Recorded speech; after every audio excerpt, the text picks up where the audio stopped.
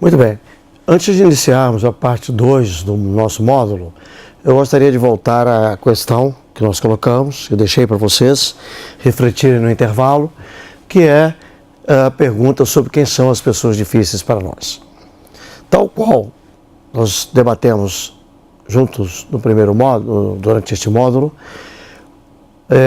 as pessoas difíceis são nós mesmos, somos nós mesmos, que nas relações colocamos, de fato, empecilhos e dificuldades em relação às outras pessoas. Se isso é verdade, os outros também tenderão a se comportar da mesma forma como nós, e a leitura que faremos é de que eles estão dificultando a possibilidade de alcançarmos objetivos que sejam mutuamente vantajosos.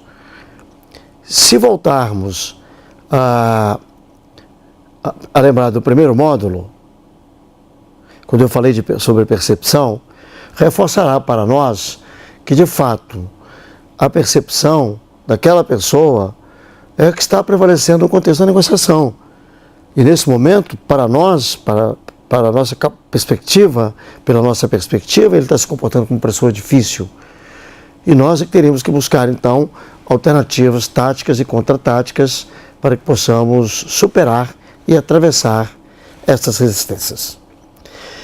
Nesse contexto, eu disse para vocês também agora, antes do intervalo, que é muito importante a gente saber usar o poder, sobretudo o poder de dizer não e o poder da nossa competência. Por isso eu gostaria de conversar um pouco mais o que significa as relações de poder, posições e interesse no contexto da negociação. Lembrando que, no módulo de hoje, nós estamos trazendo a reflexão da negociação como uma ferramenta para a harmonização de conflitos. O poder significa simplesmente a capacidade de influenciarmos o comportamento de um grupo de pessoas, ou individualmente. É quando nós, pela nossa competência, pelos nossos argumentos, pela nossa colocação, pela nossa postura, pela nossa maneira de interagir no contexto social, é que conseguimos realmente trazer as pessoas para o nosso espaço psicológico. E quando conseguimos isso, naturalmente elas ficarão mais acessíveis. E o poder, ele nos influencia meramente pela percepção daquilo que o outro está transmitindo para nós. Vejam que no mundo animal é igual. Um sapo, quando é mirado por uma serpente, ele fica paralisado e a bichinha vai lá e engole o sapo. No mundo interpessoal, nós, quando vamos nos submeter a um exame, a uma prova, a um teste, seja na escola ou seja no trabalho, ficamos inseguros, ficamos querendo saber como vai ser a prova, ficamos suando as mãos, não conseguimos nos concentrar. É curioso, eu dou muitas aulas, como comentei, em curso de pós-graduação e MBAs. Não era de se esperar que no primeiro dia de aula as pessoas já estivessem perguntando como é, professor, como é que vai ser sua prova? Aqui, num programa de pós-graduação como esse que estamos realizando com vocês, é de se esperar que vocês estejam vinculados às expectativas do que vão aprender e não com as avaliações intermediárias ou avaliação final de aprendizagem. Por quê? Porque essa entidade abstrata, avaliação, nos desestabiliza. E acontece também quando a gente está se candidatando a um emprego, por exemplo. O simples fato de ter que fazer um teste psicotécnico ou uma entrevista de candidato a uma oportunidade profissional, a gente nem dorme à noite. Nós temos insônia, pensando sobre o que vai acontecer no dia seguinte. Quando, na verdade, não faria sentido. O poder é instável, ele muda de mãos muito facilmente e ele é meramente aparente. Nos exemplos que eu citei anteriormente, nós vemos o impacto da aparência do poder diante de uma prova, diante de um teste de um emprego, diante de uma possibilidade de fazer um exame para carteira de motorista, a gente se assusta e é reprovado 5 vezes. Quando poderíamos pensar, são 2 profissionais que estão aqui me observando para saber se estou dirigindo o veículo de maneira correta. Eu já aprendi, já vivenciei várias vezes, tenho domínio da situação, mas não. Aquelas pessoas que estão ali, nosso chefe, uma pessoa importante que se aproxima de nós, trará consigo uma percepção de poder e que nos influenciará. Então, nós não precisamos nos abalarmos diante dessas situações. O poder mudará de mãos. Em outro momento seremos nós que estaremos exercendo essa percepção de poder sobre as pessoas.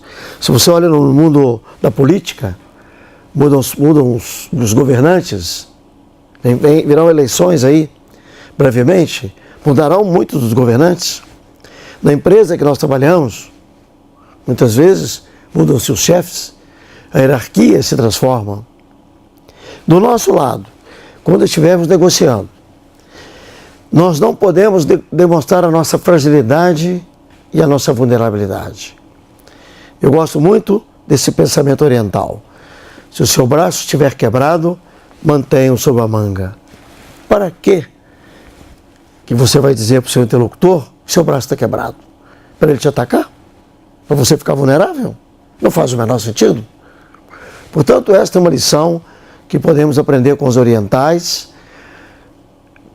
e aplicar no dia a dia, considerando que como que as pessoas nos percebem no dia a dia, através da nossa aparência, seja ela a maneira de vestir, seja ela pela educação, e educação é entendido não somente a educação formal, mas também a maneira como nós falamos, as concordâncias que usamos, as palavras erradas, o linguajar coloquial, colocado indevidamente, como por exemplo, outro dia eu estava na academia, um rapaz lá, conversando longamente com outras pessoas, de cada 5 palavras que ele falava, 4 ele dizia velho. Se nós fizermos assim diante de um interlocutor formal, conservador, ele vai sair correndo à nossa frente. E através dos sinais. Por exemplo, se estamos muito hesitantes, vacilando com a nossa fala, titubeando, gaguejando, tropeçando nas palavras, nós vamos atuar na percepção dele de que nós somos vulneráveis. A entonação contraditória, eu estou falando sim e balançando a cabeça falando não. Ou estou falando não e balançando a cabeça falando sim.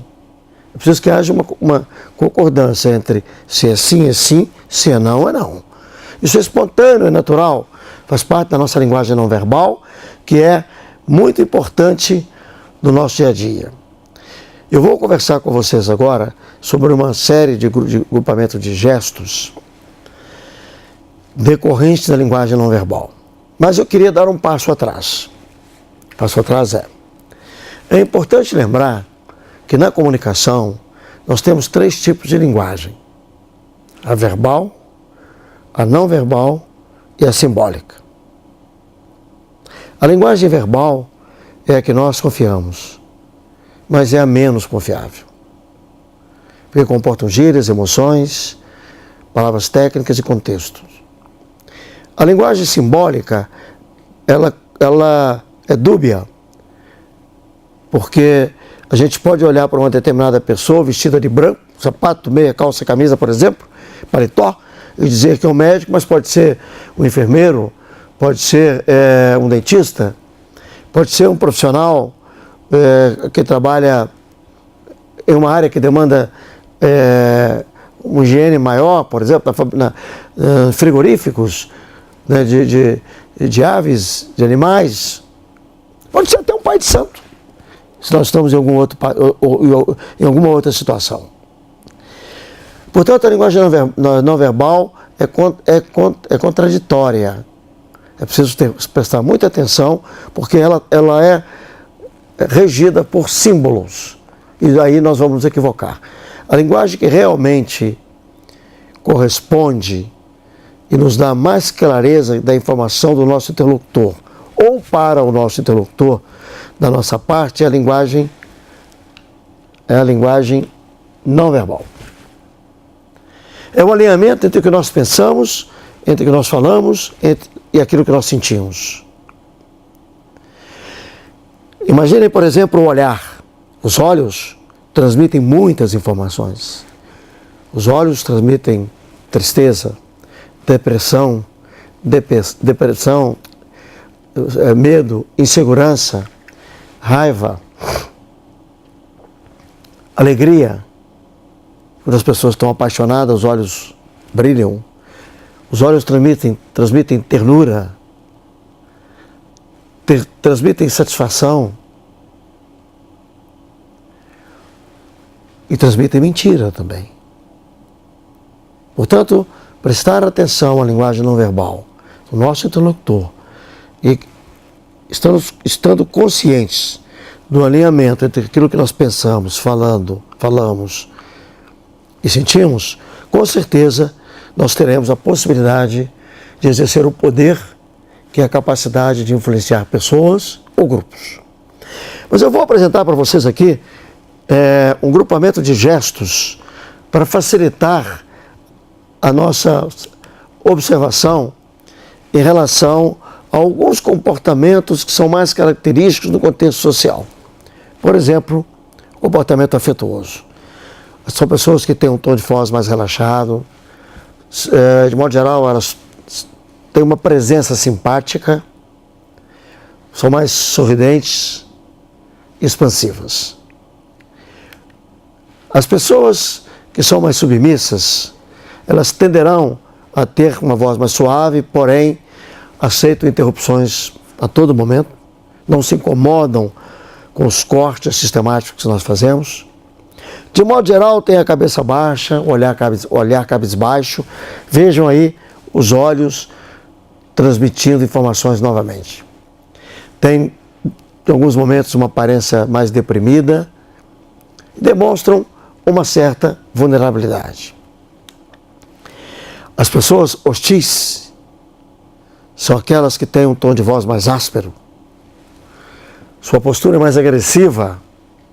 Eles ocupam um espaço maior na nossa presença. Via de regras, têm seus lábios cerrados, o olhar fixo. São sinais que nos demonstram possibilidades de comportamento de algumas pessoas. E em pensando nesta possibilidade, nós já teremos que estar atentos quais serão as nossas contra-táticas que vimos na etapa anterior e nos prepararmos para negociarmos com competência e exercendo poder sobre as pessoas. Os 4 grupamentos de gestos, gostaria de dizer a vocês, que são indicações. Como já falamos aqui anteriormente, o comportamento do ser humano não é linear. Nós somos imprevisíveis. Portanto, esses grupamentos têm o propósito, única e exclusivamente, de nos ajudar a identificarmos quais são as predominâncias de comportamento que podem estar ocorrendo naquele momento. Há que lembrar que as pessoas podem estar também enfrentando dificuldades pessoais, seja na sua casa, seja na sua família, seja no seu próprio trabalho. E com certeza, no contexto de uma negociação, eles irão transmitir, por sua linguagem não verbal, o momento que estão vivendo. Se a proposta da negociação, no contexto de gestão de conflitos, é harmonizá-los, temos que levar em consideração todos esses aspectos. Eu gostaria de deixar uma reflexão para vocês, para o próximo intervalo, para que vocês reflitam um pouco sobre o que conversamos, que é a seguinte: como podemos identificar o que as pessoas estão sentindo e pensando quando estão negociando conosco?